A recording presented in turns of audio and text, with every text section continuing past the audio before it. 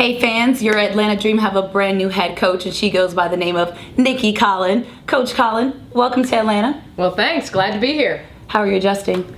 I've said that earlier today at the luncheon. I'm not sure what that means, I've only been in town 48 hours and, at this point not being fully moved here, I'll be in and out of market some this off season. So, it's just been about, clipping away at whatever I can do while I'm here. Well, thank you so much for taking out the time to be here. We really appreciate it. There's so much that I want to know about you. I'm sure our fans do too. So let's just go right into it. All right. So you played your last 2 seasons or coached your last 2 seasons with the Connecticut Sun, I wish I had played. Well, you are a former player. Yeah, so, well, not quite that level. But yeah. Well, you coached as an assistant with the Connecticut Sun.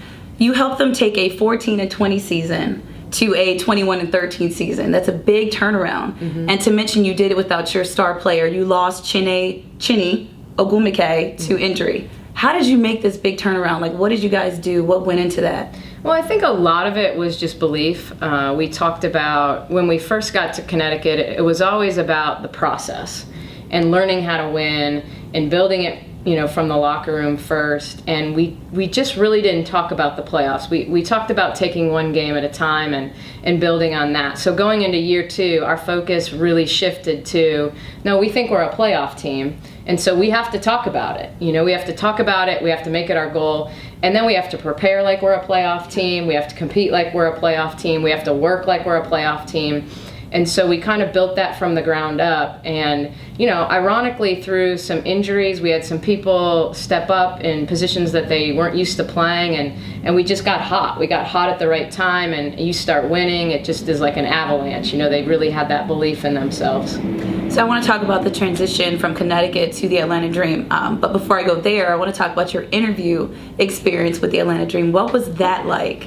Yeah, I think it was it was probably, very normal, other than the fact that, when I came on my interview here thinking there were 2 finalists and then getting the job offer while I was here was a little unique. But I think starting out, it was just about, is this the right fit? Is it the right fit for them? Is it the right fit for me? And I really viewed this opportunity, if nothing else, as a great opportunity to interview, finishing my 2nd year in the league and really being confident about my ability to lead an organization. So I was certainly positive going in, but had no idea that, it would culminate in a job offer. And so, we started normal in terms of talking to Teresa on the phone and talking to Chris Sienka, who was kind of helping with the search, and then, talking to the 2 owners, Mary and Kelly, on the phone, and feeling good about that, and just kind of going step by step to the point where I was brought in to an on-site interview where they offered me the job. So, I think it followed probably a normal sequence, but it just came a little faster at the end. You mentioned Chris Sienko. He was GM for Connecticut as well while you were there, but he did 14 seasons, and he was a VP as well. Explain to us how that relationship with him and having him with the Atlanta Dream, because he's the GM for us as well now, how that relationship can help you build a better Atlanta Dream team. Well, I think this business, any business, is about trust and, and relationships. And Chris and I have that pre-existing relationship where he was at Connecticut, he hired Kurt Miller, Kurt Miller hired me, and so I had that day-to-day interaction with him in the office. I knew how he worked. I know how he works. I know he's a team-first guy. I know that as much as anything, he's a facilitator, an unbelievable facilitator in terms of, there's not a day that goes by that he doesn't say, "What can I do for you?" And then is willing to do it, doesn't just say it. And so, he knows this league. He knows how the contracts work and writing qualifying offers and knows the agents and just has all that experience in that area where he can take things off my plate. And for me, then it's about who do we need to add in free agency, or what moves do we need to make, or simple contractual things that just have to get done on a day-to-day basis with the WNBA, where he can just help facilitate all those things for me and let me coach. So before the professional level, you were also on the collegiate level as a coach for assistant coach for 9 seasons. You also played at Purdue as well, and there you had a lot of experience with Elite 8 NCAA championships, and you also played at Marquette. How can your experience as a player help translate to the players you coach now?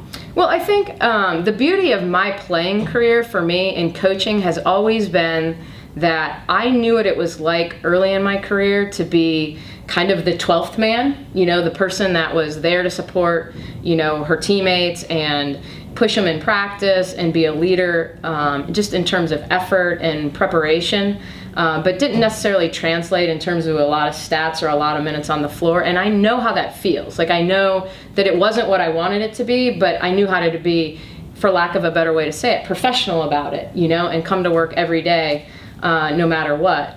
And we had great success, so it's really hard to complain, when you're having success. And then, then I was the player at Marquette that never came off the floor, and that people game planned for and people tried to take away. And so I really understand, the superstar down to, the person that just wants to crack the lineup. And so I think that's made me appreciate the game from the player's perspective, certainly coaching in the league, and then, coaching in college. I've coached at different levels. I've coached at mid-major, low major, high major, different levels, different type of athletes. And the thing that I've learned along the way, working for different people, is that it doesn't matter what level you're at. Good coaches are good coaches, and they'll find a way to bring out the best in their athletes. I always say to my college coach, I didn't realize how hard her job was as a coach, because you have to be a mentor, a mother, a coach, a therapist. You have to do all that. It's a lot of hats in one.